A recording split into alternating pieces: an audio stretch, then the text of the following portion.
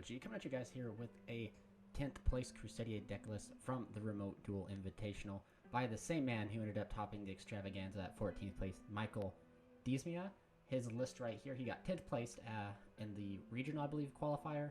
Let me just check to make sure. He said that, yep, invitational qualifier. He went X2 and got 10th place. So, guys, his matchups were, and he didn't go into detail, but his matchups were Zodiac, Tri-Brigade, Trains, BA, PK, Zoo, Lich, and Pure Zoo. He took a round 1 loss, which he didn't say what it was to, but he said he lost his second loss was to a Pure Zoo. But anyway, guys, I think we'll go ahead and jump into the video here and discuss how things have changed and talk about this man and how everything went and thoughts on the deck list. But remember, guys, if you want to help support the Crusade, hit that join button down below and become a member of an awesome group of Crusaders.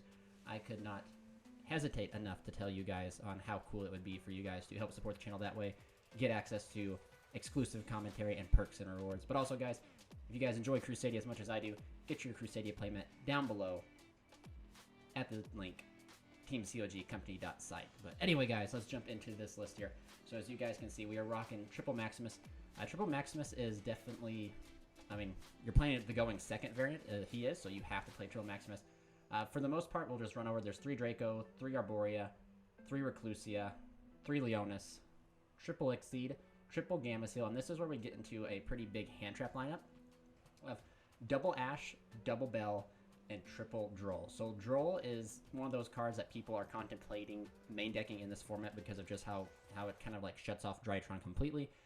And then Ghost Bell, in my opinion, you have to play just some form of, whether it be Ghost Bell, whether it be DD Crow, Skullmeister, you have to play something to answer, just something to answer Graveyard Reliant, activated effects, etc. And Ash Blossom just overall hits everything else. And then following up for the monster, after there's no more monsters, that's it right there. I will commentate a little bit more. I think he said he wished he was playing a little bit more Kaijus.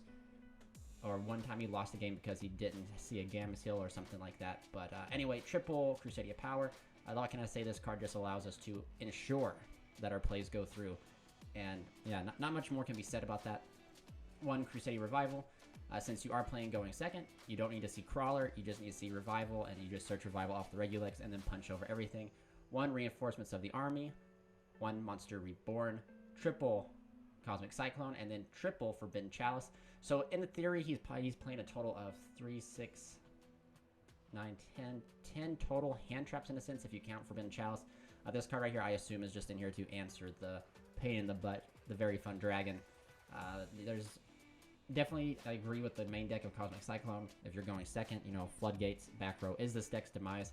And he's also playing on a budget, so take note, that's why there is no Lightning Storms.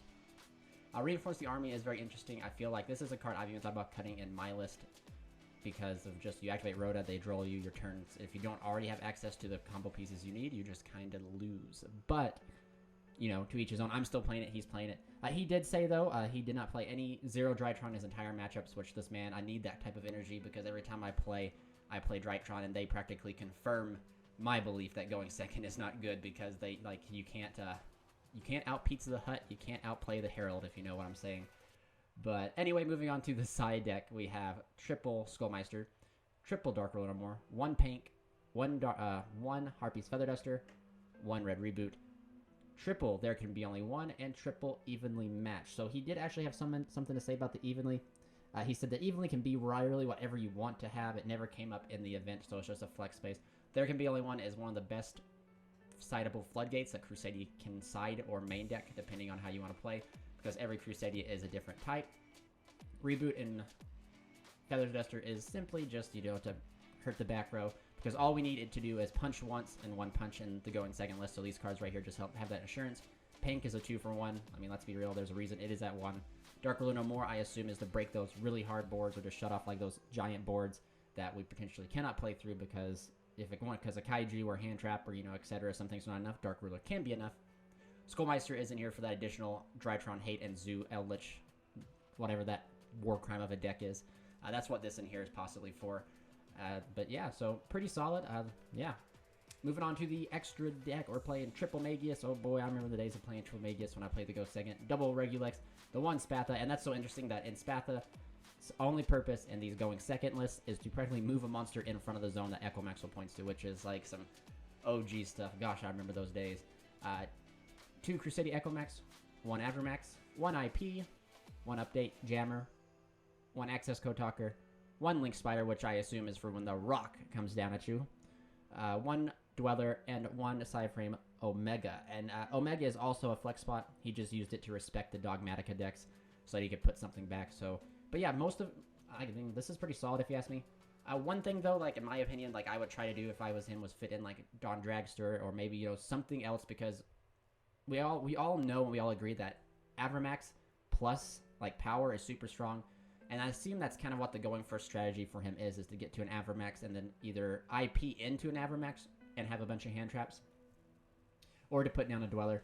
But again, like if you truly do not care about the dice roll, because in this format you're always going to be made to go second.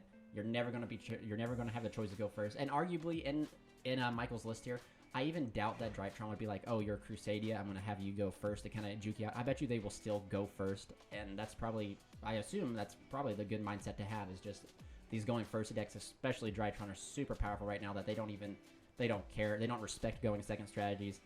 So Crusadia just practically goes, it's free real estate. But again, in my opinion, I've had horrible luck against Drytron. Like I said, I would not like to out Pizza the Hut, and I'm not going to outplay the Herald. So I'm not going to even try to go second into that, especially since you can't kaiju the vanities. You can't kaiju the vanity ruler, so you practically automatically lose unless you happen to hard draw into your Forbidden Chalice, which is quite interesting. He chose to play Forbidden Chalice and not like Chalice plus something else like a Imperm or something to hopefully hit that. But in theory, this is just, if Drytron open just mediocre to good, they're always going to end on like a ruler plus the Herald of Perfection Ultimateness, which means that no matter what you use, your Chalice is just going to get negated anyway. So that's just my opinion. I've just had bad experience with Drytron in testing quite a bit, that I would much rather try to go first and try to beat them at their own game versus just automatically losing going second. But he had a phenomenal matchup. Like I said, Zuda, Tri Brigade, Trains, BAPK, Zoo, and Pure Zoo. So the only meta deck that I see that he really played was Zoo Eldritch, and he actually beat that. He lost to the Pure Zoo, which you got to understand that Pure Zoo pops our normal summon, we lose. And that can be the same with Zoo Eldritch as well. But I assume he drew the perfect amount of cards to out them. And but that just practically shows that Crusadia is the king of Rogue. Like every deck he played that was Rogue status, he just demolished, except for the Pure Zoo, which sometimes you got to be unlucky. And I don't know what his second loss was to, or his first loss was to. I assume, I'm going to take a guess and say it was probably maybe Trains or something like that. I don't know. Maybe it was Zoo Eldritch, but I'm just going to assume that he beat Zoo Eldritch because that deck's a war crime, and I want him to have the ability to beat it. But anyway, guys, what do you guys think of this going second list? This man, Michael, is still proving that going second is a viable strategy in this format, as long as you practically do not see Drytron. But again, he has not seen Drytron yet, so we do not know. The deck totally could completely blow out Drytron. We don't know. Unfortunately for us, he has not, and I do not have the gonads to try and go second against Drytron. But anyway, guys, please remember to give a like, comment, and subscribe. And please remember to ask any questions down below. He's a subscriber of the channel. He will answer all your questions and everything like that. Huge shout out to him for leading the Crusade still into this day, showing us that Crusadia going second can still get the work done. So thank you guys so much for watching. Charles from Team COG, signing out.